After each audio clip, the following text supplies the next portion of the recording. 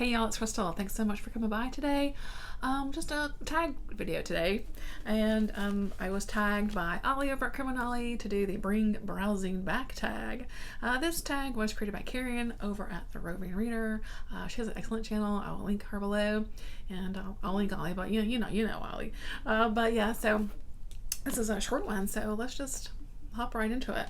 So number one is the magic of discovery. Share a book you found while browsing that you may not have discovered otherwise. I can't read my own writing. That would be the new and improved Rummy Futch. I've talked about this so many times on my channel. This is by Julia Elliott. I want people to read it. No one reads this book, and it is one of my favorite ever books. It is so good. Why doesn't anybody read this book? I don't know. But I loved it. I don't know. It was put on my radar at some point, but really, I think this author more so was put on my radar. And, I picked it up one day, just, at a bookstore or wherever. I don't remember where I bought it, but, and I read it and loved it. And like I said, it's one of my just favorite all-time books now. It is a really strange story about this guy named Rummy Futch who signs up for basically this experiment to increase his his brain power, and he comes back home and he is new and improved. It's the whole thing. There's this wild boar hunt involved. It's a thing. It's very kind of weird, but I love it so much. It reminds me, it reminds me of like a Coen Brothers movie. But I love this book, and I'm just so glad that I just picked it up one day and read it. So read this book. Okay. Number two is Expanding World. Share a book that has made you view things from a different perspective, or exposed you to new ideas. And I had a hard time thinking about this one, but I ended up with this one, The People's History of the United States, of course, by Howard Zinn. I read this back in my 20s, early 20s. And yeah, this is basically, things that are left out of history books, things that you're not taught in school. And yeah, and I just remember when I read this, I just remember lots of and yeah.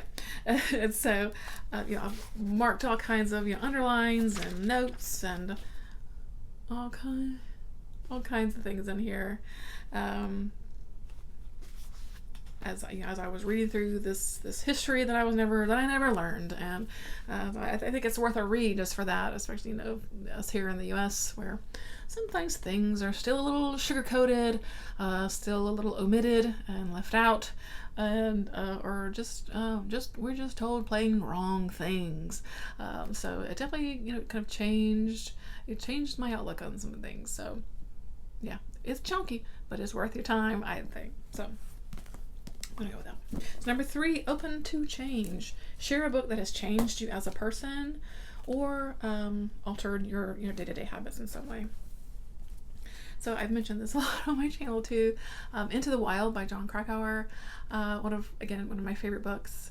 And it was just one of those books I read. I was in the right place at the right time, and it was what I needed at that time. Even though this is like a really sad story, but I was also kind of out of college, really lost in what the hell was I gonna do now? And so I went to Alaska, and just as Chris McCandless was trying to find his way in the world also, and ended up in Alaska. And I read this book while I was up there, and it really had a profound effect on me. Just this this itch of wanderlust, this itch of wanting to live your life differently, wanting to maybe have greater meaning in your life, not be so the status quo, towing the line of what you're supposed to do. So I lived many years just nomadically, and working seasonally, and driving all over the place, living all over the state, really all over the country.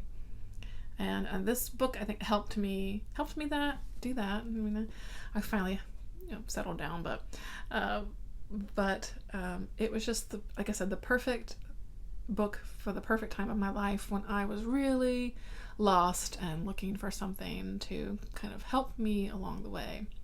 And so yeah, this book will forever be a favorite just because of that. So it's a wonderful story, even though it's sad, but there's beauty in this story also. So yeah.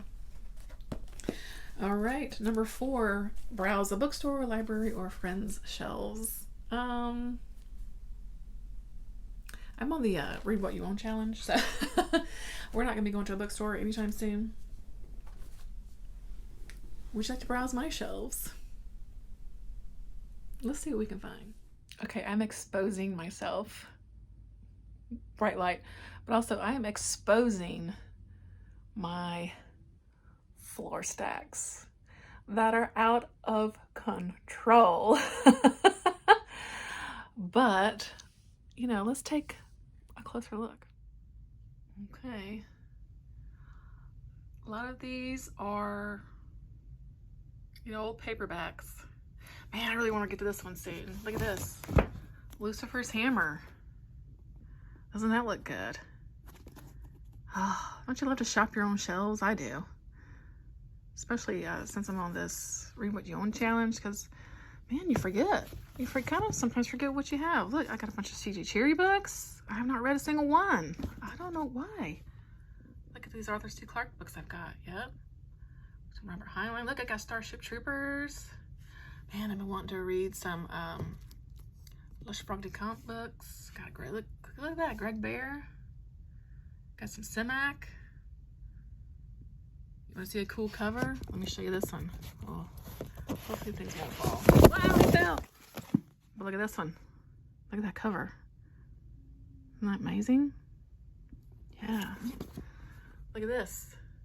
Look at that, some more Arthur C. Clarke. Look at that. Alan D. Foster. Got some Douglas Adams. Look, I got The Dying Earth. Yep, I hadn't read that yet. The King in Yellow. Nope, haven't read that one yet either. Look, The Chronoliths. Yep, haven't read that one yet either. Roger Zelazny. Another cool cover. Let's look at it.